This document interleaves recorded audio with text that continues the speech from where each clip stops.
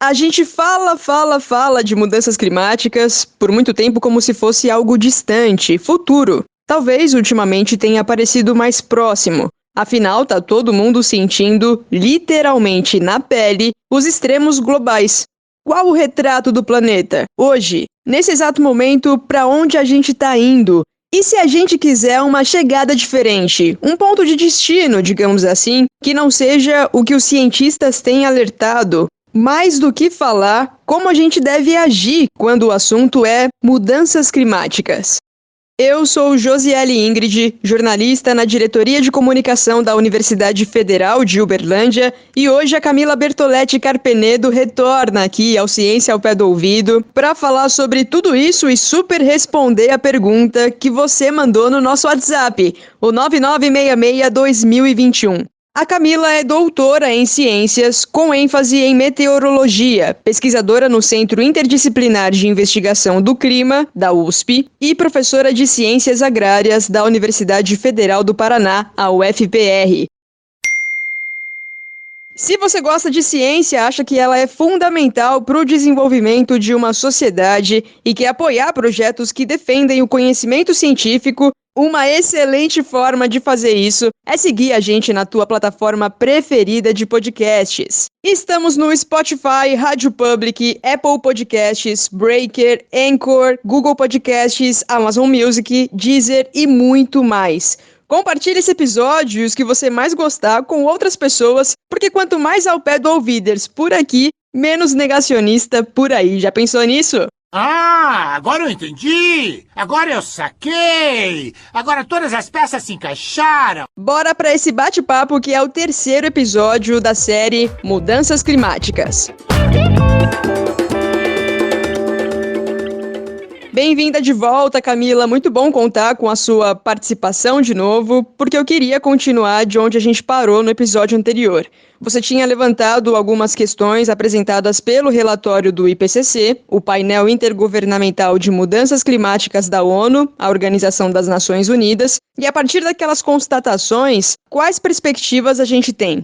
Então, uma coisa bem interessante deste último relatório do IPCC é que ele mostra para diferentes níveis de aquecimento futuro o que aconteceria com as consequências das mudanças climáticas, né? Aí falando de eventos extremos, de aumento do nível médio dos oceanos, do derretimento da criosfera, enfim, dentre outros. Um dos pontos que eu gostaria de destacar, né, então, é em relação ao aumento na frequência e intensidade dos eventos extremos, à medida em que se projeta no futuro diferentes níveis de aquecimento, né? Então eles trabalham com 3 patamares, que é um aquecimento de 1,5 grau, 2 e 4 graus Celsius.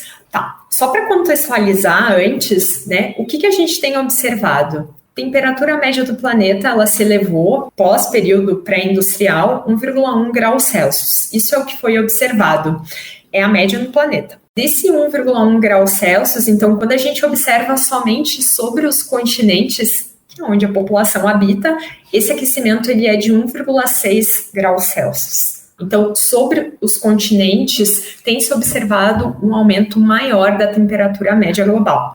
Então, quando a gente considera só o aquecimento associado ao aumento na concentração de gases de efeito estufa da atmosfera, essa contribuição para o aumento da temperatura média global é de 1,6 graus Celsius. Aí nós também temos a contribuição dos aerossóis atmosféricos, que são aquelas partículas em suspensão na atmosfera, que, como eu falei, elas refletem a radiação solar incidente. Então, elas contribuem para um resfriamento de 0,5 grau Celsius. E aí, os fatores naturais, então, este último relatório, ele mostra que eles contribuem com menos de 0,1 grau Celsius de aquecimento e resfriamento. Então, a gente está vendo que os aerossóis atmosféricos, essas partículas em suspensão na atmosfera emitidas pela atividade humana, na verdade, elas estão mascarando 1/3 do aquecimento observado na atmosfera terrestre.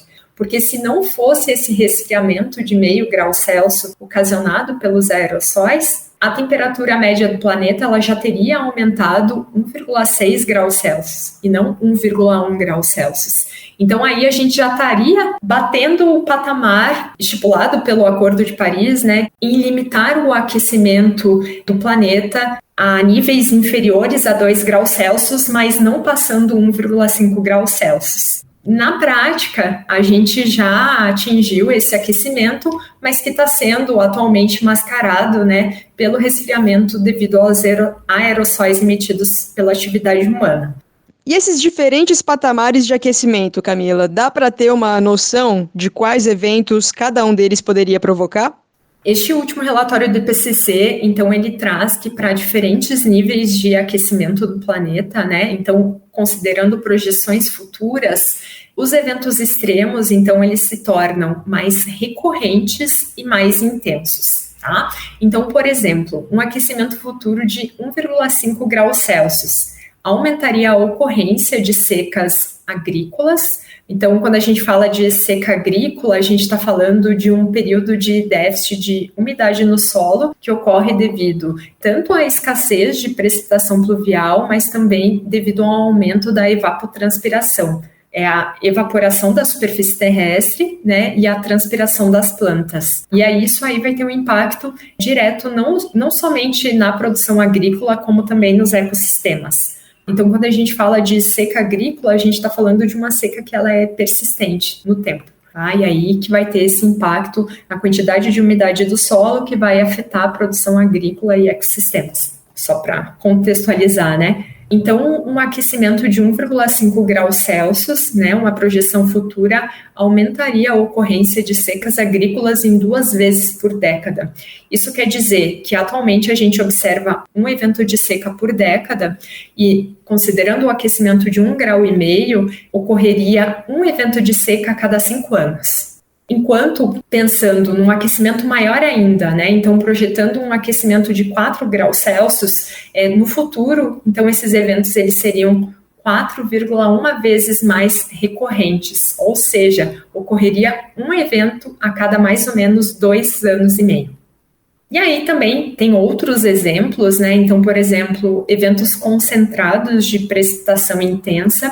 Então, isso quer dizer que são chuvas bastante volumosas que ocorrem em apenas um dia. Então, elas seriam de 1,5 vezes até 2,7 vezes mais frequentes, considerando um aquecimento futuro de 1,5 graus a 4 graus Celsius. Além disso, elas seriam até 30% mais intensas, considerando, né, um aquecimento de 4 graus Celsius em relação ao incremento da temperatura futura. Bom, daí a gente tem também, né, a capacidade de absorção de CO2 atmosférico pelos oceanos e pelo solo, que são os maiores sumidouros, né, de carbono do planeta. Essa capacidade de absorção de CO2 seria reduzida com o aumento da temperatura média do planeta, tá? Isso está sendo observado. Intensificação das consequências geral, né? O relatório ele traz, né? Então, derretimento da criosfera, aumento do nível médio dos oceanos, né? O aquecimento dos oceanos, que tem um papel fundamental na regulação do clima global. Então, a gente vai estar falando aí de fenômenos de interação oceano-atmosfera, e um exemplo muito conhecido é o El Niño, a Laninha, né? Ou El Niño Oscilação Sul, que por conta do maior aquecimento dos oceanos, né, tem se observado que eles estão se tornando mais intensos e, como consequência, os impactos associados a esses eventos, então os impactos climáticos também. Então, eventos com chuvas intensas ou eventos secos associados aos eventos de El Niño e Laninha, eles também estão se tornando mais intensos. E aí, N outras, e etc.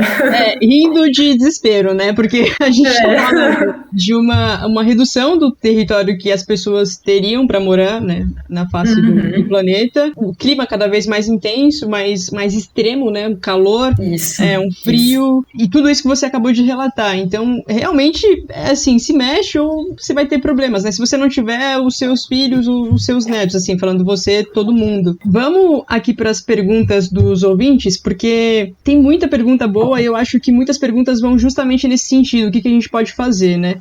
Primeiro, A Ana Luísa mandou pra gente: os efeitos que estamos sentindo das mudanças climáticas são irreversíveis? Talvez a gente possa até linkar já com a pergunta da Eduarda Alves. Quais as maneiras de reverter o cenário que vivemos atualmente?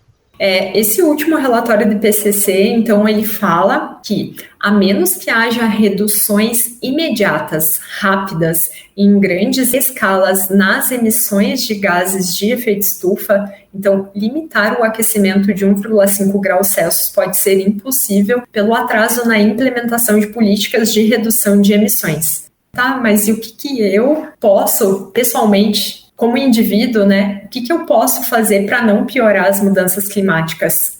Na minha humilde opinião, então, votar e eleger governos que invistam em ciência e tecnologia e que também utilizem a ciência e a tecnologia para a tomada de decisão e para a implementação de políticas públicas para frear as causas das mudanças climáticas. E aí, em relação a ser irreversível, né, o último relatório do IPCC, então, ele traz a informação que as mudanças, elas são irreversíveis para uma escala de tempo de milhares de anos, considerando a temperatura média dos oceanos, tá? Os oceanos, então, eles têm uma propriedade que eles precisam de uma grande quantidade de energia para aquecer e para esfriar. Isso traz essa característica, né, de estabilidade térmica dos oceanos. Também mudanças irreversíveis na escala de tempo de milhares de anos em relação à acidificação dos oceanos profundos e também a perda de carbono pelo permafrost após o degelo do mesmo. Ele também vai ser irreversível, aí considerando uma escala de centenas de anos. Só para contextualizar, o permafrost é o solo congelado. Então, como a gente sabe, os solos eles têm grandes quantidades de matéria orgânica acumulada, né, por milhares de anos, enfim, né? E o que tem se observado é que com o aumento das temperaturas, e elas são bastante expressivas em latitudes mais altas, né? E agora falando especificamente no hemisfério norte, né, onde a gente tem uma maior quantidade de continentes. Então, esse permafrost, ele tem, com o aumento da temperatura média do planeta, este solo congelado, ele está descongelando e, com isso, emitindo grandes quantidades de CO2 na atmosfera. Então, anteriormente eu tinha falado que os oceanos e os solos são os grandes os grandes sumidouros de carbono do planeta, tá? Então, são os grandes reservatórios de carbono do planeta. Com o aumento da temperatura média do planeta, a permafrost está derretendo e, assim, tem se observado uma contribuição de CO2 dos permafrosts. E aí, aumento da concentração de gases de efeito estufa, que contribui para o aumento da temperatura média do planeta e assim por diante. Quando você falou sobre o que a gente pode fazer, que no caso seria votar melhor, acho que a gente entra já também na pergunta da Brubru Vilela. Qual a melhor forma de ajudar a reverter ou mitigar a situação dentro de casa, no dia a dia mesmo? O que eu vejo... agora eu até perdi a palavra, mas é uma transferência de responsabilidade do que vem ocorrendo no nosso planeta. Então, tome banho em 5 minutos. Jogue o lixo no lixo. Que assim, obviamente, essas são atitudes que elas não vão ter um impacto para a gente reverter o que tem se observado em termos de mudanças climáticas. Mas, claro, a gente tem que pensar, né, que nós pagamos pela água, que nós pagamos pela energia. Então, sim, vale a pena tomar banhos mais curtos, vale a pena, sim, não ligar todas as luzes, né, enfim, desligar a luz e tomar essas pequenas atitudes, mas pensando no consumo próprio e no quanto a gente vai pagar por esses produtos. Ainda mais pensando atualmente numa crise econômica que a gente está passando com milhões de pessoas desempregadas. Então, com certeza faz diferença desligar a torneira e desligar a luz, mas não que isso vai ter um impacto para minimizar os efeitos das mudanças climáticas ou para contribuir menos para as mudanças climáticas. Se as pessoas que são responsáveis pelas tomadas de decisão dos países, inclusive o Brasil, continuarem tomando as decisões que têm tomado nas últimas décadas, a gente não vai mudar de direção, né? Isso, exatamente. É uma transferência, assim, muito injusta, né, de responsabilidade. É hipócrita, né? O perfil i.sa.santana, talvez seja Isa Santana, mandou pra gente: o gelo na Antártida está derretendo apenas em uma parte ou em todo o continente? Essa pergunta eu achei muito legal, porque eu trabalho com Antártica. Tá, vamos lá. O primeiro que a gente tem que entender, né? O continente antártico, ele está localizado no polo sul geográfico, então ele está em altas latitudes, né, considerando aqui o planeta Terra. Isso quer dizer que a quantidade de radiação que chega lá na Antártica, ela é muito pequena, e justamente por isso que se observa temperaturas muito baixas lá na Antártica. O que eu estou falando em temperaturas muito baixas? A média de temperatura no continente antártico varia de menos 20 a menos 60 graus Celsius. Então, mesmo que a gente observe um aumento da temperatura de 5 graus Celsius sobre o continente, isso não teria um impacto em termos de derretimento de neve e gelo, porque para derreter neve e gelo a gente tem que ter temperaturas acima de 0 graus Celsius, né? E a gente não estaria, então, atingindo essas temperaturas. Só que o continente antártico é tão grande que a borda do continente antártico, ele realmente está em latitudes menores, então está ali entre 70 e 65 sul, e a gente tem a Península Antártica, que ela vai em direção à América do Sul. Então, essas regiões da Antártica, que a gente chama de região subantártica, por estarem em latitudes não tão altas, menores, né, do que o centro do continente, então elas estão mais suscetíveis ao aumento da temperatura média observada. Bom, então o que acontece? Na segunda metade do século XX, o que foi observado sobre o continente antártico? Uma estabilidade das temperaturas, e ao redor do continente antártico, a mesma coisa. Gelo marinho, que é a água do mar congelado, relativamente estável. Plataformas de gelo e geleiras relativamente estável, com exceção da região da Península Antártica, né? A Península Antártica ali que vem em direção à América do Sul. Essa região, sim, foi observada, então, nessa segunda metade do século XX, um intenso aquecimento, então foi uma das regiões do planeta que mais aqueceu, e aí sim, água do mar congelada, plataformas de gelo e geleiras derretendo, assim, a níveis que 90% das geleiras, então, elas estavam derretendo nessa região.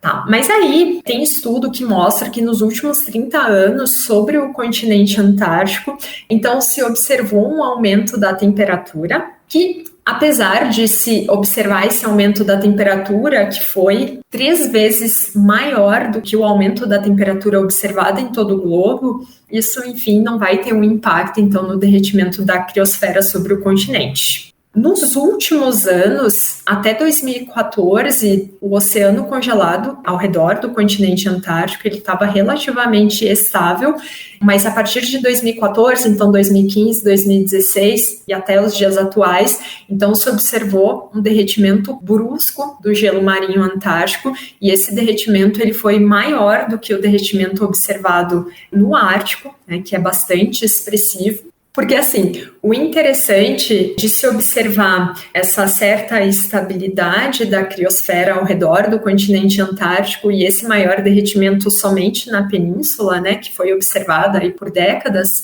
é que isso vai estar associado ao impacto da atividade humana. Como isso acontece? 2 fatores, então, eles contribuíram para que isso ocorresse. Um foi o aumento no buraco da camada de ozônio, que está associado com gases que são gases catalisadores na destruição do ozônio, que é observado na estratosfera. Então, com o aumento do buraco da camada de ozônio, então a estratosfera terrestre, já que ela vai ter uma menor concentração de ozônio, e o ozônio na estratosfera ele vai absorver a radiação solar e aquecer essa camada, tá? Então, na estratosfera a gente tem um aumento da temperatura. Se a gente tem ali CFCs e outros gases que aceleram essa destruição do ozônio na estratosfera, então a gente tem uma redução da concentração desses gases, do ozônio estratosférico, e como consequência, então a gente tem o buraco da camada de ozônio e menos radiação solar é absorvida, e isso faz com que resfrie essa camada. Bom, então a gente tem sobre a Antártica um fortalecimento do resfriamento. Ao redor do continente antártico, aí a gente pensa em latitudes médias, aí a gente vai ter o aquecimento associado ao aumento na concentração de gases de efeito estufa. Se a gente aumenta a diferença de temperatura entre o continente antártico e as latitudes médias, isso faz com que a circulação atmosférica ao redor do continente antártico fique mais intensa, que a gente chama de ventos de oeste. Essa circulação fortalecida ao redor do continente antártico, ela atua de forma a impedir que o ar frio relativamente mais aquecido de latitudes médias, ele penetre, ele atinja a Antártica, e aí assim contribuindo com o aquecimento e derretimento da criosfera. Tá? Então isso vai ser observado somente na Península Antártica, que ela vai ser mesmo, só para te entender, uma protuberância, né, do continente em direção a uma latitude média, uma latitude que seria mais baixa do que o continente. Legal. Pergunta respondida. E aí vem o Lucas e pergunta qual o maior fator para isso? Para isso eu entendo que ele está dizendo de forma geral mudanças climáticas. Tem Sim. um maior fator? Tem, sim. Gases de efeito estufa. Aumento na concentração de gases de efeito estufa na atmosfera terrestre associada à atividade humana. E essa resposta tão simples, direta e resumida que diz tudo por si só, volta naquela questão, né, de, poxa, o que a gente está vendo de mudanças tem de fato a mãozinha do ser humano ou não? Daniel Alves pergunta, o que a comunidade acadêmica e a UFO em particular podem e têm feito para amenizar isso? Acho que, como você passou um tempo aqui na universidade e agora você está na UFPR, o que tem sido feito? A comunidade científica, na verdade, ela é a base para o estudo do sistema terrestre, do sistema climático e das mudanças climáticas. Então, tudo que se sabe hoje da interação dos componentes do sistema terrestre, né, como eu falei, atmosfera, biosfera, litosfera, hidrosfera, e como a influência humana, então, vai estar associada a mudanças observadas no clima, tudo isso, todo esse conhecimento a gente só tem porque existe profissionais que dedicam, né, as suas vidas na resolução, né, no entendimento dessas questões. Então, se hoje a gente tem certeza, né, da inequívoca atuação humana em alterar o clima terrestre e todas as mudanças observadas e todos os impactos que isso teria futuramente para diferentes níveis de aquecimento, etc., a gente só tem esse conhecimento por conta da comunidade científica. Obrigada, de nada. É isso, se não fosse o nosso trabalho, né, a gente não saberia de nada disso, de nada dessas alterações, de nada dessas relações, influências, enfim, né. Camila Bertoletti Carpenedo, obrigada pela sua participação. Imagina! Foi muito legal. Que bom que deu certo, né? Eu que agradeço aí a oportunidade. Eu sei que esse podcast de vocês aí tá tendo uma repercussão enorme no Brasil. Fiquei super feliz, assim, até por vocês terem me convidado, né? E eu fico muito feliz, assim, com o sucesso de vocês e precisando aí de qualquer coisa, eu tô à disposição.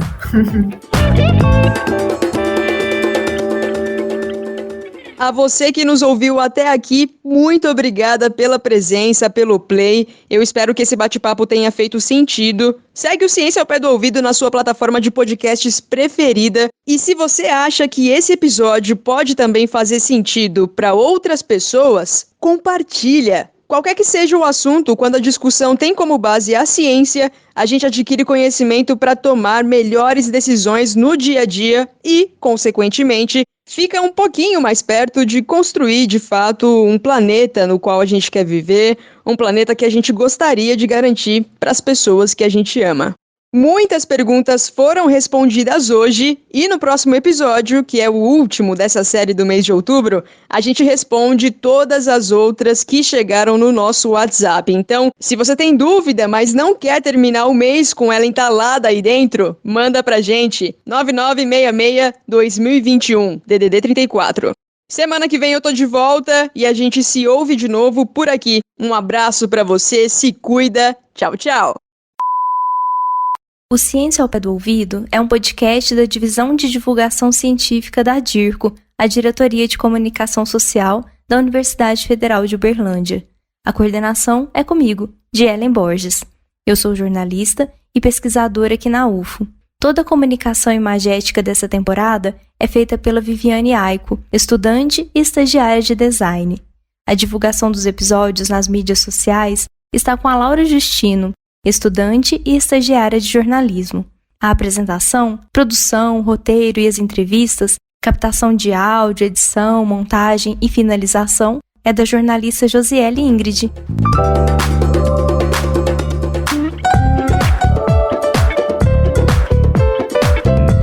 Ciência ao pé do ouvido.